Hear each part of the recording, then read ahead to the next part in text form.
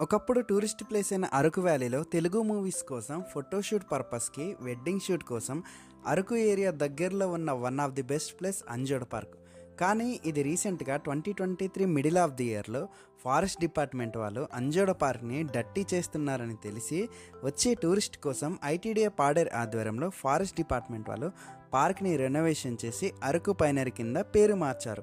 After renovation తర్వాత పార్క్ని నీట్గా ఉంచుతూ ఈవినింగ్ టైంలో విజిట్ చేస్తే కలర్ఫుల్ లైట్స్తో బ్యూటిఫుల్గా కనిపిస్తుంది. చిల్ అవ్వడానికి కాఫీ ప్లేస్ కూడా ఉంటుంది. ఇలా రెనోవేషన్ చేయడం తర్వాత మీకేమనిపిస్తుంది? మీ అభిప్రాయాన్ని కామెంట్లో చెప్పండి. షార్ట్ నచ్చితే లైక్ చేయండి. Thank you.